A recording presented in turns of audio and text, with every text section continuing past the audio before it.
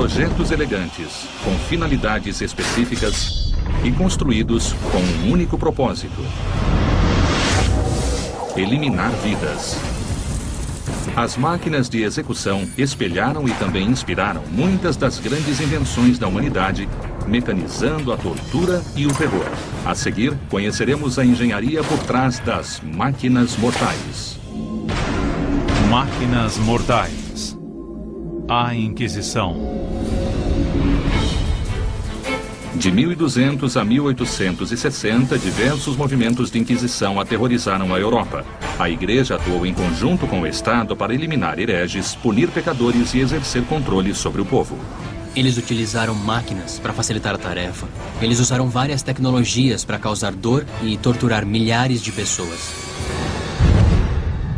Esses dispositivos talvez sejam os mais malignos da história, pois não apenas executam, mas também torturam e aleijam com uma precisão cruel. Muito embora todos esses dispositivos causem uma dor agonizante, poucos são tão amedrontadores quanto esse símbolo da Inquisição, a chamada cadeira de Inquisição. Eles não criaram esse dispositivo por acaso. Uma cadeira onde alguém estaria sentado para responder perguntas. Durante séculos, inquisidores de toda a Europa usaram a cadeira de Inquisição para obter confissões e informações dos hereges. Torturadores de Nuremberg, na Alemanha, utilizaram esse dispositivo até 1809. Era uma das máquinas de Inquisição mais comuns. Existiram vários tipos e modelos em diversas partes da Europa. Mas algo que essas cadeiras tinham em comum eram as pontas de metal afiadas. A estrutura de madeira maciça da cadeira de Inquisição possui cerca de 2.000 pontas de ferro, e para assegurar que o condenado seja ferido por elas, os torturadores podem apertar as tiras que o amarram, fazendo com que as pontas perfurem profundamente o corpo da vítima. Se nós fôssemos só sentar nessa cadeira, não seria difícil, por causa da extensão da superfície que estaria sobre as pontas. Para provar que podemos nos sentar sobre essas pontas sem o risco de perfurações, eu vou me sentar. Nesse momento, eu não estou sentindo absolutamente nada. O meu peso está distribuído sobre todas as pontas e elas não conseguem me perfurar. Por essa razão, o dispositivo foi projetado com fechos que prendem as mãos, os pés e o tronco da vítima na cadeira. Assim, os inquisidores podem, literalmente, aumentar a pressão sobre os suspeitos. Para demonstrar os efeitos da força gerada por esses feixes, nós preparamos um teste bem simples. Muito bem.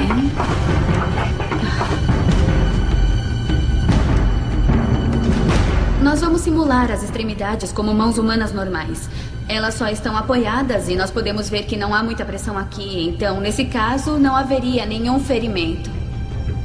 Agora eu vou prendê-las e aplicar uma força contra as pontas metálicas. Para as pernas existe um sistema um pouco mais sofisticado. Os fechos fazem com que as pontas perfurem profundamente os membros de borracha. Geramos uma força maior e com certeza aplicamos mais pressão sobre esses membros. Então, vejamos se os ferimentos foram mais profundos. Muito bem. Existem perfurações significativas nos membros e todas próximas ao fecho. Obviamente, a pressão causou muito mais danos em comparação com um membro apenas apoiado sobre as pontas. Como as pontas só penetram no corpo sob a ação dos fechos, a cadeira pode não causar dor suficiente para encorajar hereges mais obstinados a confessar. Mas, acendendo uma fogueira embaixo da cadeira, os inquisidores podem colocar as vítimas numa situação muito desconfortável. Vamos descobrir como o calor é transferido através de uma dessas pontas quando aquecermos, assim. Um maçarico vai ajudar a demonstrar o que essas pontas quentes podem causar ao corpo. Olha só, está ficando incandescente. E agora está alaranjada. Está quase lá. Nós vamos, obviamente, simular a carne humana e ver o que uma ponta incandescente pode causar na carne de porco.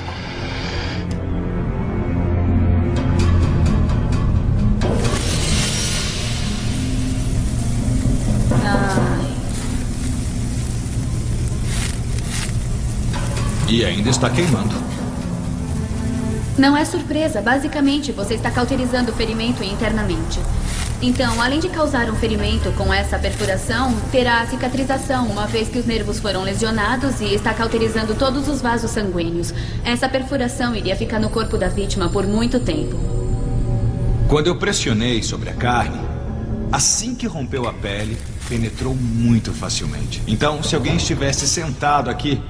E as pontas iriam perfurar profundamente a pele. Exato. Seria o calor o elemento principal que torna a cadeira de inquisição capaz de torturar a vítima com eficiência? Um teste com o manequim deve responder a essa pergunta. A camada exterior de espuma do boneco vai queimar a uma temperatura próxima da que causaria queimaduras de 3º grau na pele humana, 54 graus Celsius. Um termômetro infravermelho vai medir o aumento de temperatura na cadeira e na vítima. Sob a cadeira de inquisição é colocada uma bandeja com fogo e brasas ardentes. A estrutura de metal da cadeira absorve o calor do fogo e o transfere para as pontas metálicas e então para o corpo da vítima. Agora vamos ter uma ideia da temperatura dele. Ali temos 30 graus. Qual é a temperatura próxima do corpo e do assento? Temos 54 graus e está subindo. Deve ser muito desagradável. O calor se transfere rapidamente do fogo para o assento. Dali, ele se irradia através do metal para o restante da cadeira. 71 graus. Tá. A temperatura está subindo bem rápido. Bom, agora nós temos 65 graus Celsius bem atrás das pernas. Já o assento está a 98 graus Celsius. São 44 graus acima da temperatura necessária para causar queimaduras de 3º grau. Está aumentando rapidamente. Olha, eu nunca encostei em nada que estivesse acima de 90 graus. Então, cada uma dessas pontas deve estar fazendo uma perfuração. Está sim. O manequim permaneceu na cadeira por mais de 5 minutos. Nesse estágio, as queimaduras causariam lesões permanentes na pele e nos tecidos. O assento tem agora aproximadamente 115 graus. Vamos checar as pernas. Aqui embaixo, a temperatura está estável. Mas aqui na panturrilha nós temos cerca de 80 graus. E está aumentando aos poucos. Obviamente a fonte de calor está próxima do fogo. E ela gera uma onda que se irradia por toda a cadeira. Tá legal, aqui na cabeça temos apenas 50 graus. Não seria o lugar ideal para recostar minha cabeça. Essas temperaturas não causam risco de vida, a menos que a vítima fique na cadeira durante horas. Mas as queimaduras de 2º e 3º graus causariam uma dor imensa e cicatrizes irreparáveis. Se um objeto metálico perfurasse a pele e chegasse aos tecidos, considerando que ele estivesse muito quente, isso com certeza causaria a necrose do tecido. À medida que essas pontas perfuram o corpo, a vítima passa a sentir uma dor extrema, pois as fibras nervosas dos músculos e ossos são atingidas. E assim que a vítima fosse removida da cadeira, considerando que tivesse sobrevivido à tortura, ela ficaria com uma enorme perfuração onde a ponta foi introduzida na pele. Nossa, podemos ver várias perfurações aqui, quase todas elas com queimaduras. Então ele ficaria com cicatrizes para o resto da vida. Essa é uma maneira horrível de se interrogar pessoas. E também mostra a eficiência da transferência de calor. Então não é apenas a superfície da cadeira que coloca as vítimas em perigo, mas também o fogo colocado embaixo dela. Aumentando o calor, os inquisidores transformavam uma cadeira desconfortável numa máquina mortal. Atualmente, o truque da cama de pregos dos mágicos modernos explora os mesmos princípios físicos da cadeira de inquisição. O grande número de pregos distribui o peso do corpo sobre uma superfície maior, mantendo a pele da pessoa intacta.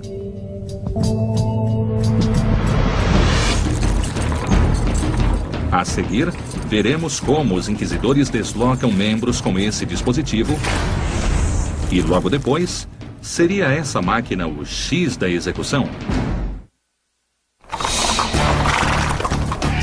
Durante a Idade Média, os inquisidores viajavam de um vilarejo a outro exterminando sinais de heresia, mas nem sempre levavam máquinas de tortura. Em vez disso, usavam ferramentas encontradas no dia a dia, tais como cordas e roldanas. Por essa razão, o dispositivo de tortura mais usado pela Inquisição possui um conceito surpreendentemente simples. É a chamada estrapada. A estrapada utiliza a força da gravidade para explorar uma fraqueza do corpo humano: a articulação do ombro. As mãos da vítima eram amarradas atrás das costas e então eram presas a uma corda que passava por uma roldana suspensa no teto. Em seguida, a corda era puxada, levantando o acusado no ar. A força da gravidade passava a agir sobre a vítima, levando as articulações dos ombros ao limite. Por fim, os ombros se deslocavam. A engenharia da estrapada é bem diabólica porque utiliza o peso do corpo e a gravidade para causar o deslocamento dos ombros. A roda funciona como uma grande alavanca, o que nos permite girar o eixo e levantar o peso da pessoa com certa facilidade. O objetivo da estrapada é deslocar a articulação do ombro, uma das partes mais vulneráveis do corpo humano. E há outras coisas que o torturador pode fazer. A pessoa pode ficar apenas pendurada, sentindo uma dor intensa. Pesos podem ser amarrados aos pés e, se a força da gravidade agir por muito tempo, os ombros acabam se deslocando. Outra forma de se deslocar os ombros é içar a vítima um pouco mais alto e fazê-la cair subitamente. Isso causaria muita dor, mas certamente não seria algo capaz de matá-lo. Inquisidores na Itália, França e Espanha construíram variações da estrapada para extrair informações dos acusados de heresia. Os juízes adequavam o grau de tortura à gravidade das acusações. A tortura na estrapada poderia ir de uma simples ameaça do uso do dispositivo até penas mais severas, como pendurar a vítima e forçar uma parada súbita durante a queda. Isso causaria o deslocamento instantâneo dos ombros. Esse seria um problema crônico para essa pessoa. Eles deslocavam os ombros das pessoas. Isso é extremamente incapacitante e doloroso. A estrapada seria realmente capaz de causar deficiências físicas permanentes? Para responder a essa pergunta, uma réplica dessa máquina vai passar por uma série de testes. Primeiro, um manequim de 18 quilos é pendurado com 13 quilos adicionais. Um dinamômetro vai medir a intensidade da força gerada pela roldana suspensa. Os ombros do manequim devem ceder no mesmo momento em que os ombros humanos se deslocariam. Muito bem, Eric. Podemos levantá-lo com a estrapada. Tá legal, vamos lá? Estudos médicos indicam que é necessário um total de 124 kg força para deslocar as articulações dos ombros. Mesmo com esse peso extra, talvez não ocorra o deslocamento imediato. Então há apenas uma maneira de obtermos o deslocamento rápido e instantâneo do ombro, através de uma queda súbita. A estrapada, quando usada com o objetivo de deslocar os ombros da pessoa, tem sua energia intensificada pela ação da gravidade e da energia potencial. A energia potencial de um corpo içado no ar e submetido a uma queda irá criar energia cinética. E se a queda for interrompida subitamente, isso vai intensificar a força sobre os ombros. Esse segundo teste vai determinar a distância que uma vítima deve cair para que os ombros sejam deslocados. Agora vamos simular uma queda de 30 centímetros. Certo. A queda na estrapada necessita de um ajudante para puxar a corda, enquanto o mecanismo já fica travado na altura final. O teste se inicia com uma queda de 30 centímetros. Certo, está marcando 31 agora. Certo. E deixe cair. Tudo bem. 3, 2, 1. Muito bem, chegou a 54. Uma queda de 30 centímetros do manequim com o peso extra gera 22 kg força. Isso causaria uma dor agonizante, mas não seria suficiente para causar o deslocamento dos ombros. Nesse próximo teste, o ajudante eleva o manequim a 60 centímetros acima da altura final da queda. Uma queda de 60 centímetros deve gerar algo em torno de 125 a 145 kg força. A altura não é muito diferente. Verdade. Tá. 60 centímetros. Novamente 31, pronto pra queda. E pode soltar. 3, 2, 1. A leitura só chegou a 40. Deve ter acontecido alguma coisa com o manequim e, como podemos ver, estão deslocados. Uma queda de 60 centímetros provocou o deslocamento das articulações dos ombros do manequim.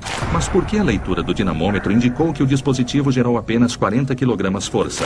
A leitura deveria ser de, no mínimo, 124 kg força para que os ombros fossem deslocados. A leitura foi de apenas 40 e ocorreu o deslocamento total. Então deve ter passado dos 124 kg força. Deve ter atingido essa marca. Houve um pico de força que não foi medido. Aconteceu tão rápido que os ombros se deslocaram e o dinamômetro não conseguiu fazer a leitura. Para confirmar se o dinamômetro deixou de registrar o pico de força, o dispositivo será ajustado. Dessa vez, o sensor registrará a maior força gerada durante o teste, independentemente da rapidez com que ela ocorra. Muito bem. 2, 1. Pronto. Tá legal. Bom, de acordo com o sensor, antes do deslocamento dos ombros, houve um pico de 65 kg força. Mais uma vez, a estrapada desloca os ombros do manequim. Mas a leitura é muito inferior à força necessária para isso. Existe apenas uma explicação. A estrapada é muito mais eficiente do que se imaginava. Na verdade, funcionou perfeitamente. Isso era o que deveria acontecer. Os ombros receberam toda a força e não o dinamômetro. Você está completamente certa. Quando nós fizemos o teste com o dinamômetro, estávamos medindo a intensidade de força sobre a corda. Nós não estávamos medindo a força real gerada pela alavanca que é formada pelo corpo. Elevando-se a vítima com as mãos atadas às costas, ou seja, com os braços distantes do corpo, nós criamos uma alavanca. Assim, precisamos de muito menos força para deslocar os ombros nessa posição. Na verdade, a vítima se torna parte da máquina. Ao se amarrar os braços atrás das costas, cria-se um mecanismo de alavanca e isso gera uma vantagem mecânica para a estrapada. Basicamente, a alavanca formada pelos braços reduz a intensidade da força necessária para deslocar os ombros. Comparando, se os ombros da vítima estivessem alinhados com o corpo, seriam necessários 62 quilos para deslocar cada um dos ombros. Mas, com os braços atrás das costas, uma força bem menor produz os mesmos danos. Embora a estrapada seja um dispositivo simples que utiliza uma roldana, ela é muito traiçoeira. Os próprios braços da vítima facilitam o trabalho da máquina, gerando assim lesões incapacitantes. A estrapada é tão eficiente que torturadores a utilizam até hoje em alguns locais do mundo. No mundo dos efeitos especiais, sistemas de cordas e roldanas levantam e controlam a queda dos dublês nos sets de filmagem. Durante a Inquisição, os inquisidores convenciam os hereges a confessar através da invenção de diversas máquinas diabólicas. Uma das maiores provas de sua criatividade perversa está num dispositivo da Inquisição espanhola. O berço de Judas. O berço de Judas é um exemplo do lado negro da engenhosidade humana. O berço de Judas é composto por uma pesada pirâmide de madeira colocada sobre um apoio de 4 pernas, semelhante a um assento. Suspenso acima da pirâmide está um sistema de sustentação formado por cordas e roldanas que se conectam ao tronco e aos pés da vítima. Os acusados de heresia eram pendurados nus sobre a pirâmide nesse dispositivo. Os torturadores utilizavam esse dispositivo de várias maneiras. Eles podiam deixar o acusado cair sobre a pirâmide ou colocá-lo lentamente sobre a ponta, forçando-o a sentar ali por longos períodos. Como a gravidade está agindo sobre a vítima e forçando o peso contra a ponta, a pirâmide age como um instrumento de abertura. Nós temos 4 cantos que irão diminuir a quantidade de atrito e gerar um movimento quase cortante para forçar a abertura da vítima. E as faces laterais irão agir como um encaixe que irá manter o orifício da vítima aberto. O potencial do berço de Judas está na capacidade de ferir algumas das partes mais vulneráveis do corpo humano. Os torturadores têm muita facilidade para encontrar áreas do corpo especialmente suscetíveis a ferimentos. E, obviamente, as partes íntimas são muito sensíveis, são vulneráveis e repletas de terminações nervosas, sendo mais sensíveis a lesões. Durante a Inquisição espanhola, fazer com que suspeitos confessassem a própria culpa era apenas o início. Os inquisidores deixavam as vítimas sobre o berço de Judas até que denunciassem todos os outros conspiradores.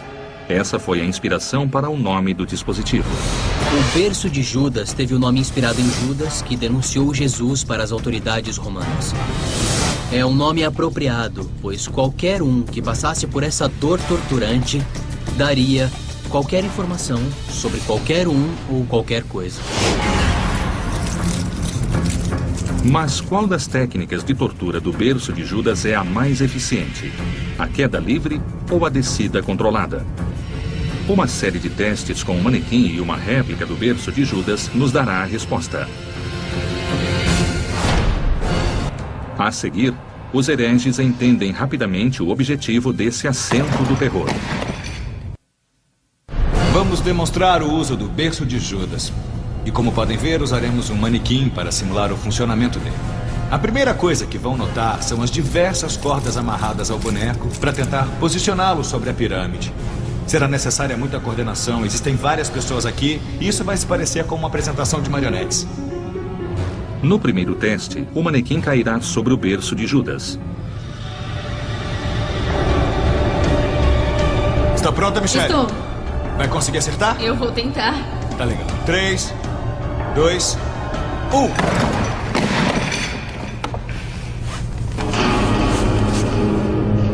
Bom, como podem ver, nós não só erramos o alvo, mas ele também acabou caindo e provavelmente teria fraturado as costas. Essa queda poderia ter aleijado ou matado a vítima. Mas o objetivo do berço de Judas é extrair informações e, para isso, o método de queda livre não é eficiente. Nosso teste acabou de demonstrar que a queda não parece ser um método de funcionamento fiável. Então eles provavelmente faziam uma descida controlada. Colocavam a vítima sobre a pirâmide e deixavam a gravidade terminar o trabalho. Durante um interrogatório, se a vítima não cooperasse, ela poderia ser deixada sobre a ponta por várias horas, a chamada posição de vigília. Ela era chamada de posição de vigília porque os músculos iriam se contrair, tentando minimizar a dor, e seria impossível dormir. Será que o sistema de cordas e roldanas é capaz de colocar a vítima com precisão sobre a ponta da pirâmide? Para descobrirmos, o manequim passará por uma queda controlada no berço de Judas. Nesse teste, os operadores não soltarão as cordas. Estão prontos? Então vamos começar, hein?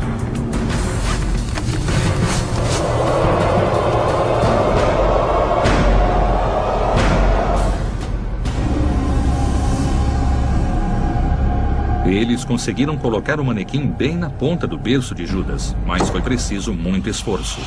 Estamos lidando com um manequim e não com um ser humano se debatendo. Não podemos nos esquecer disso. Você tem toda a razão. As cordas estariam se movimentando bastante. Eu acredito que se alguém estivesse amarrado assim, seria uma coisa instintiva ficar se debatendo. O que quer que estivesse sendo planejado, a vítima não iria aceitar. Então, tornaria esse processo o mais difícil possível. Para simular com mais precisão uma sessão de tortura no berço de Judas, eles tentarão jogar a vítima contra a ponta da pirâmide, mas em vez de permitir que o boneco simplesmente caia, eles vão controlar a queda segurando as cordas para direcionar a descida. Vamos simular um pouco de resistência.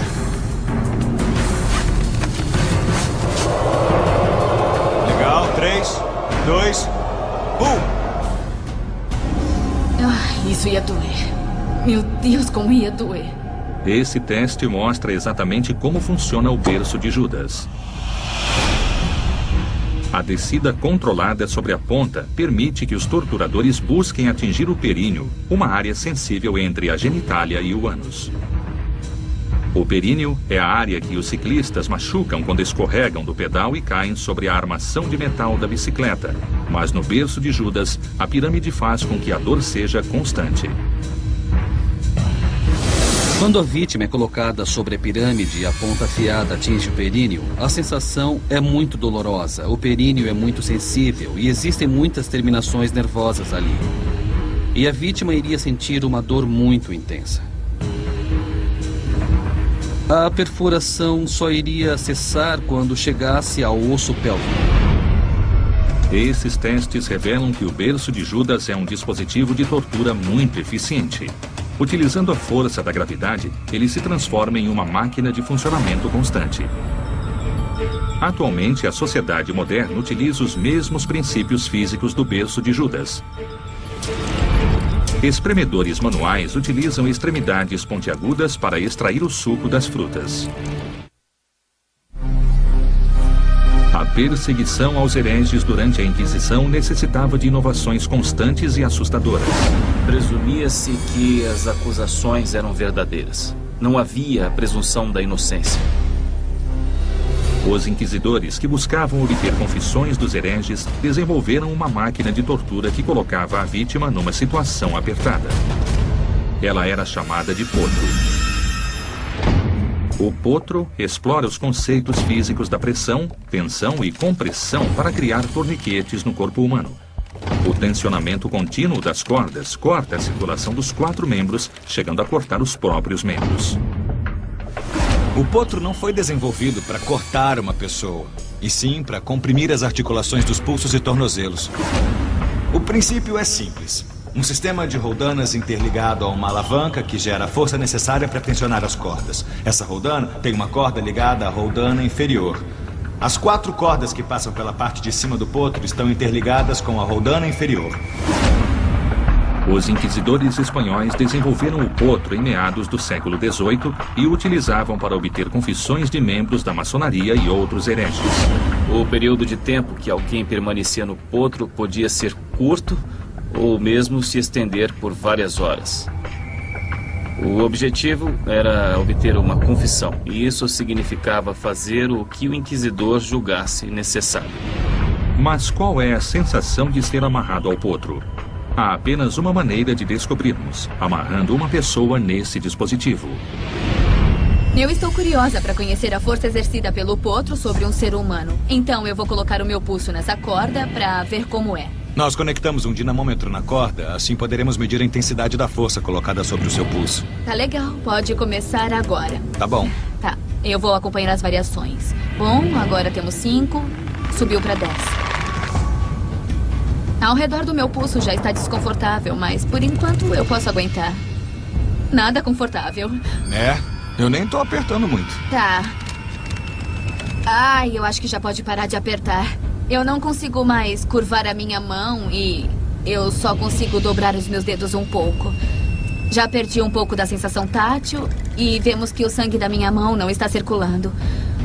Muito bem, mesmo com essa intensidade de pressão, já é bem desconfortável. Nós podemos parar por aqui? Sim. Ótimo.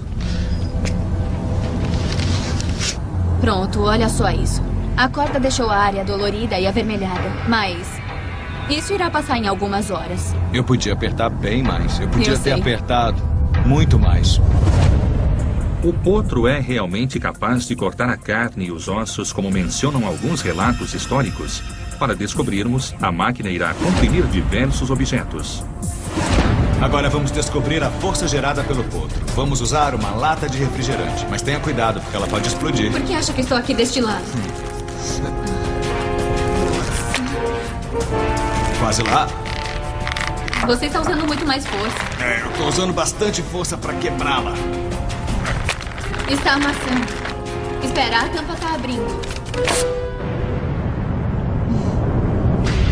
É isso aí. Dá pra ver que o sistema desta máquina possui um imenso poder de compressão. É um modo muito eficiente de esmagar alguma coisa. O potro gerou 79 kg-força para amassar a lata de refrigerante. É uma força maior que a da mordida de um labrador retriever. Mas o que vai acontecer quando o potro comprimir algo similar à carne humana?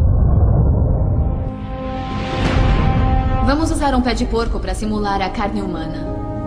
Colocamos no potro um tipo de corda que teria sido usada durante a Inquisição. Não sabemos se ela vai suportar a tensão. Vamos usar equipamentos de segurança. Vou começar a girar lentamente. E podemos notar a corda comprimindo a pele. Não estou colocando muita pressão agora. E vemos que posso controlar muito bem a intensidade de pressão gerada sobre a corda. Se estivéssemos usando uma pessoa, a mão ficaria esbranquiçada, a circulação iria parar, a mão ficaria dormente, bastante dor no pulso. Mas não acho suficiente para quebrar o osso. Toda a minha força colocada nesse sistema de roldanas está sendo distribuída pela área da corda. E por isso ela não consegue atravessar a pele. Que tal se a gente usar uma corda mais fina para tentar cortar a carne? A troca da corda de 1 centímetro por outra de meio centímetro vai intensificar a força do potro, pois uma corda mais fina concentrará a força de compressão sobre uma área menor. No potro, As cordas de espessuras diferentes eram importantes para o torturador. A força de compressão era aplicada sobre as articulações da vítima.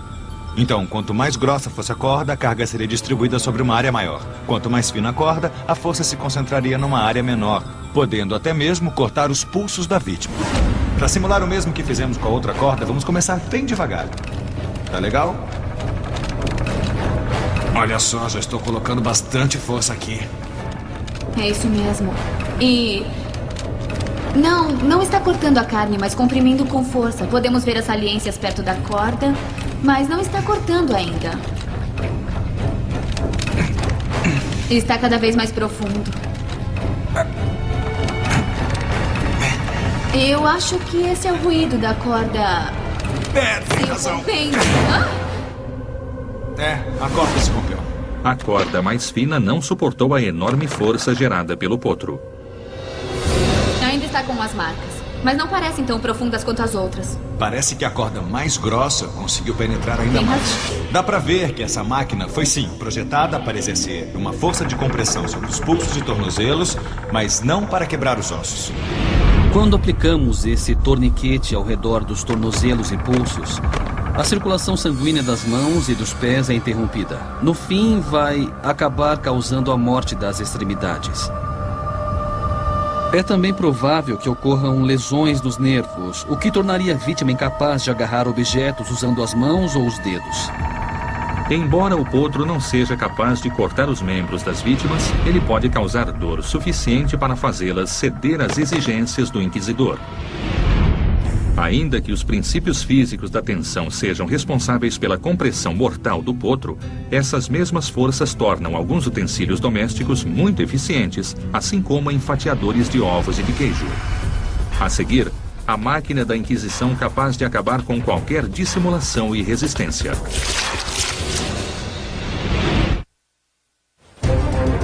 Durante a Inquisição, os torturadores utilizavam máquinas conhecidas para obter confissões, mas ocasionalmente utilizavam dispositivos mais obscuros. Uma das máquinas que teria surgido durante a Inquisição espanhola tem uma reputação amedrontadora. É o chamado descascador de peles. Em 1809, enquanto o exército de Napoleão avançava através da Espanha, um coronel francês teria liderado suas tropas numa batalha contra um forte da Inquisição nos arredores de Madrid. O coronel francês teria chegado a uma câmara de tortura, onde encontrou um dispositivo mecânico projetado para cortar a carne do acusado. Daí vem o nome descascador de peles. De acordo com a descrição do coronel francês, o descascador de peles era uma máquina que girava 2 discos de madeira com lâminas de metal afixadas a eles. A rotação das 2 manivelas fazia as lâminas girarem. O processo era iniciado quando os inquisidores amarravam a vítima sobre uma base horizontal fixa. Em seguida, eram colocadas as 2 extremidades com as lâminas frente a frente, circundando a vítima. Quando os inquisidores giravam os discos, as lâminas supostamente cortavam pedaços de pele até que não restasse mais nada recobrindo o corpo. Temos alguns problemas aqui. Primeiro, o corpo humano não é arredondado. Segundo problema, se as lâminas tocassem o corpo, elas iriam se curvar. E quando giramos rapidamente, existem outras forças atuando aqui. E as lâminas começam a se curvar, o que as manteria afastadas do corpo. Quando os soldados franceses tiveram conhecimento da brutalidade do descascador de peles, eles teriam ficado tão enfurecidos que teriam usado essa máquina contra seus idealizadores, utilizando-a para executar os inquisidores espanhóis. O descascador de peles seria realmente capaz de torturar e executar as vítimas como descrevem os relatos históricos? Para descobrirmos, uma réplica da máquina tentará arrancar a pele de um manequim de borracha. Vamos testar o descascador de peles. Queremos descobrir se ele funcionaria mesmo, se as lâminas tocariam no boneco.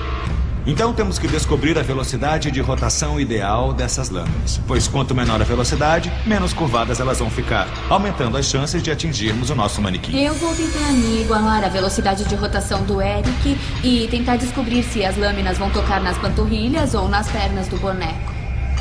Michelle, vamos começar bem devagar para ver o que acontece. E aí podemos aumentar a velocidade até um nível constante. Tudo bem, eu vou tentar girar na mesma velocidade. Ótimo, está pronto? Estou sim.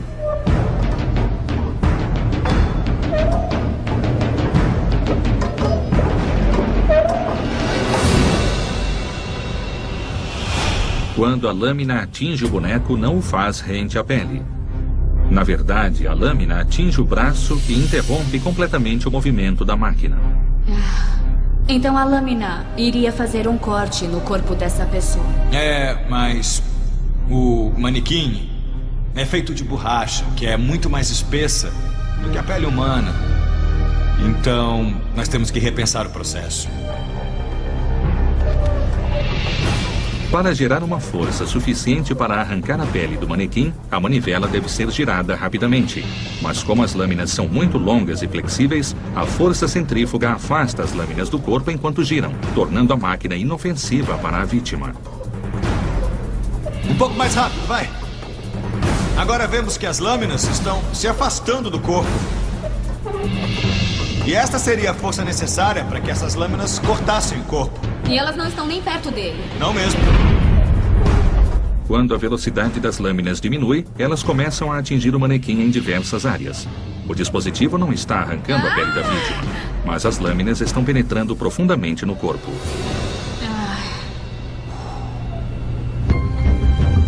Talvez isto esteja mais devastador do que eu imaginava. Em vez de arrancar em pequenos pedaços, as nossas lâminas cortam profundamente a vítima. Esses ferimentos seriam dolorosos, mas talvez não oferecessem risco de vida.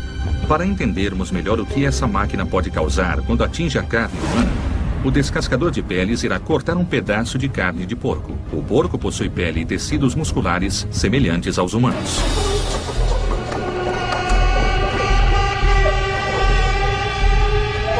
Nossa, ela está cortando de baixo para cima. Ai, caramba.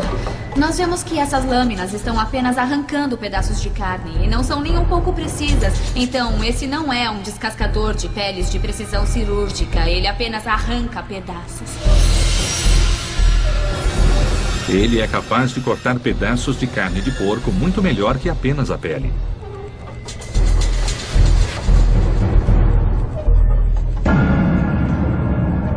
Tá legal, acho que nós já temos os resultados do nosso teste. Imaginei que a flexibilidade das lâminas fosse um ponto fraco da máquina, mas isso acaba ajudando em alguns momentos. Por outro lado, estamos arrancando pedaços e não cortando finas camadas. É uma faca de 2 gumes. Descascador de peles não é um nome apropriado, mas ele ainda é um dispositivo mortífero. Baseado nesses testes, é possível afirmar que os soldados franceses possam ter usado o descascador de peles para executar os inquisidores espanhóis há 2 séculos. Mas isso teria sido incrivelmente ineficiente e a máquina não executa a vítima com precisão. Assim, alguns especialistas acreditam que o descascador de peles talvez seja apenas um mito e não uma máquina mortal. Esse dispositivo pode ter sido usado como uma propaganda negativa contra a Igreja Católica, especialmente na época em que houve uma reação contra a Inquisição. Atualmente, utensílios modernos utilizam os mesmos princípios do descascador de peles para descascar legumes com precisão. É só prendê-los a uma haste metálica e girar a manivela. Eles giram em contato com uma lâmina que retira toda a casca em formato de tira. Enquanto os inquisidores tentavam eliminar aqueles que não seguiam seus preceitos religiosos, as máquinas de interrogatório se tornavam cada vez mais brutais. E uma dessas máquinas aterrorizou a humanidade. Ela era chamada de tambor giratório. O objetivo do tambor giratório era arrancar da vítima informações e também as vísceras. O tambor giratório é um grande cilindro recoberto com pontas metálicas acionado por uma manivela. Uma estrutura de madeira serve para apoiar o tambor e a vítima. Na parte frontal, uma estrutura articulada de madeira imobiliza o pescoço da vítima. No lado oposto, uma tira de couro é usada para prender as pernas. Enquanto o cilindro gira, as pontas de metal cortam e rasgam o abdômen. Esta manivela permite que o interrogador produza facilmente o atrito necessário para obter uma confissão da vítima. Quanto maior for o peso da pessoa sobre o tambor, maior será o atrito e também o grau de penetração na região do abdômen. Durante a Inquisição Espanhola, os inquisidores conseguiam fazer hereges suspeitos confessarem apenas ameaçando colocá-los no tambor giratório. Se eles não cedessem, os inquisidores os amarravam na máquina. O tambor giratório não foi um dispositivo comum durante a Inquisição. Apenas o conceito dessa máquina já mostra até onde os inquisidores podiam chegar para obter uma confissão. Relatos históricos descrevem o tambor giratório causando ferimentos profundos no peito da vítima após apenas uma rotação. Mas essa máquina é capaz de produzir força suficiente para dilacerar o abdômen. Pronto. Muito bem, e está girando e não é tão difícil girá-lo. Você está pressionando um pouco mais? Tô. Muito bem, vamos lá. Tá legal. E não é muito fácil girá-lo. Eu não consigo imaginar uma pessoa fazendo isso por muito tempo. Certo, vamos dar uma olhada nos danos até agora. Nós vemos pedacinhos que foram arrancados e ele começou a rasgar a pele. As pontas metálicas causaram lesões graves, deixando marcas profundas na carne de porco. Ele realmente dilacerou a pele. E assim que isso acontece, a pessoa começa a sangrar e isso vai agir como um lubrificante sobre o tambor e ficará mais fácil de girá-lo, o que vai facilitar o trabalho do inquisidor. Mas será que o tambor giratório é realmente capaz de arrancar as vísceras da vítima, como descrevem alguns relatos? Vamos usar um manequim com órgãos fictícios para descobrir isso. A camada externa de espuma vai se rasgar aproximadamente no mesmo momento em que o abdômen humano se romperia. Nossa, tá difícil. Meu Deus. O corpo inteiro está se movendo para frente. Tá bom. Ai, caramba. E ficou preso ao abdômen e agora começou a rasgá-lo, não é? É. Ele tá rasgando e atravessando a espuma. Depois de apenas alguns giros, as pontas afiadas arrancam completamente as vísceras do boneco. Está mais fácil girar agora com a lubrificação em comparação com o começo, não é? Sem Mesmo dúvida. rasgando uma camada de espuma? É. A lubrificação tá ajudando bastante. Certo. Vamos ver? Vamos ver o resultado. A espuma foi realmente muito dilacerada. É verdade. Se um ser humano estivesse aqui com os órgãos internos apoiados sobre a parede abdominal, Sei. em razão da gravidade e considerando que os cortes fossem profundos, isso seria fatal. Essa máquina realmente funciona. Então, o tambor giratório seria capaz de arrancar as vísceras das vítimas, mas talvez fosse necessário mais que um único giro para completar essa tarefa macabra. Esses testes provam que o tambor giratório faz jus à reputação de uma máquina mortal que arranca as vísceras da vítima. Embora o tambor giratório seja uma abominação para a humanidade, as atuais lixadeiras elétricas utilizam os mesmos princípios físicos.